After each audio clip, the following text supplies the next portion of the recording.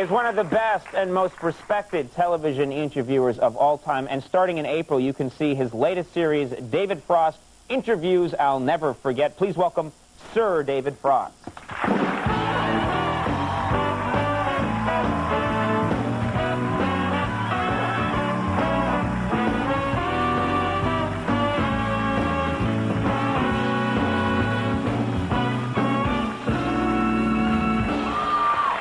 I always forget because on this show we're not accustomed to having knights on the program. Do I refer to you as Sir? How does it work? Well, you can say Sir Frost. That's not theoretically correct, but it's fine. Right. Or Sir David. That's what it should be, I suppose. But David is what I want you to say. You get taller. How about Davy? Davy? What's so crazy about that? At school, I was Jack Frost, but it's very complicated, all these...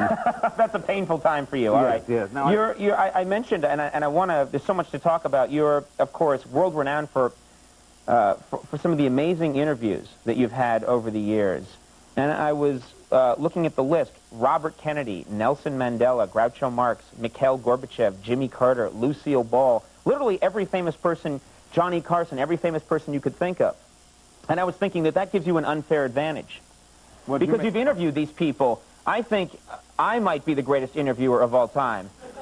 Because I'm routinely interviewing Craig T. Nelson, Joyce DeWitt from Three's Company, Joyce DeWitt? Hulk Hogan. Have you tried to talk to Hulk Hogan? Not as yet.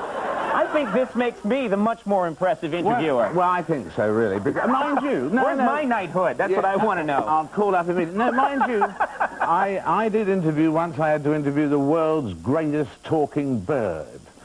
Oh, it's dreadful. Dreadful. It sounds like a Monty Python sketch. Yeah, not a woman, but a bird. It does, actually. And it was from Canada, very, very pushy trainer. And the pushy trainer came on with this bird and said, go on, ask this bird any question, ask him any question. 100 phrases, instant command. 100 phrases, instant command, ask him any question. I thought, all right, I will if you just shut up for a moment.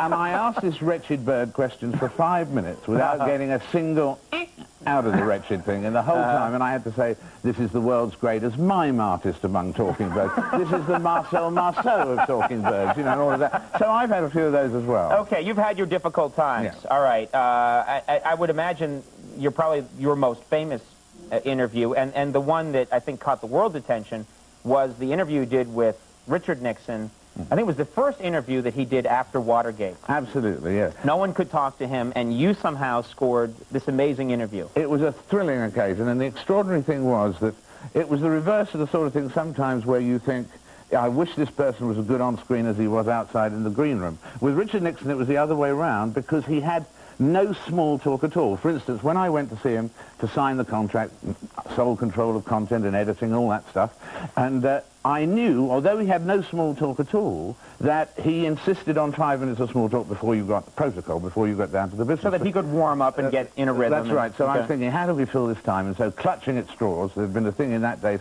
Los Angeles Times about Brezhnev. So I mentioned this, and Nixon immediately said, oh, he said, I wouldn't want to be a Russian leader. They never know when they're being taped. That is big. From Richard Nixon, of all people. Yeah. I mean, just so... And you were taping him while this was happening. But there was one day when... The thing was, he had no small talk. He tried, for instance, to chat to the cameraman, but it was very awkward and so on, and he'd say to them, you know, we're all hard hats and these are flaky journalists and so on and so forth. And one day, as we walked through the house, we were made up in separate bedrooms, and so we walked through the kitchen where there were various aides of both parties there, and he tried to be one of the boys with me, and he turned to me and he said, did you do any fornicating this weekend? What? Exactly.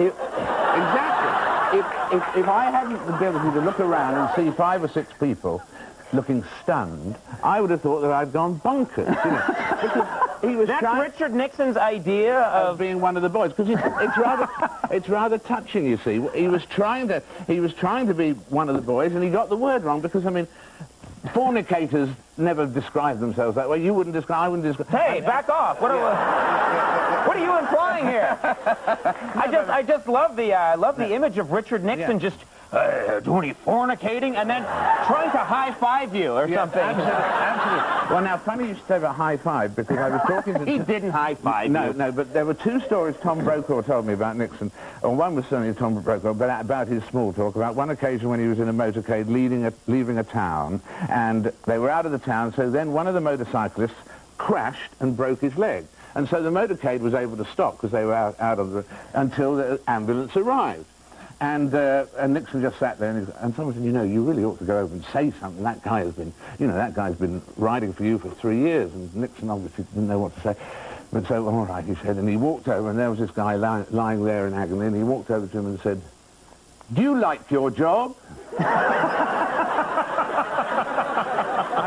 I thought he was going to say, do any fornicating lately? Ow, what? No! The other one we had to work out, which was one that someone else told me, which was he visited a Marine base, you see, and the Marines and their families and children were there, and he went over to one who was, in fact, a guy with his daughter. And he walked over to this guy and he said, are you this little girl's mother? And the guy didn't know quite what to say because he was talking to the President of the United States. And he said, no, I'm her father. And Nixon said, of course you are. And slapped him round the face. Now, we worked... This is a new theory of Nixon. Yeah, this is very important stuff. That he was a schizophrenic. Well, no, that he was clumsy. He was clumsy. Because we worked out, what it was, he was trying to do one of two things. He was trying either to say, of course you are. Or, of course you are. And he put the two together and...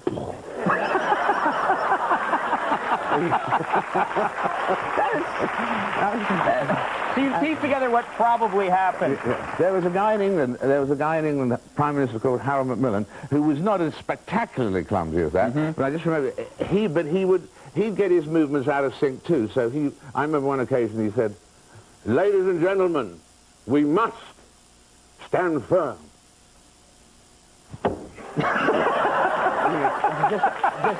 He had a little string holding it up and cut it. And one of the first political meetings I ever attended, he was speaking, and he stood up and he said, people have come here today from the left and from the right. Are you all right, Andy? From near and from far. Well, I didn't think we were going to get physical comedy from David Frost, but we did, which is a real pleasure. David Frost, interviews I'll never forget, premieres Saturday, April 4th at 9 p.m. Eastern Standard Time on CBS, Ion People Cable Network. David Frost, Jeff Garland coming up. We'll see you in a second.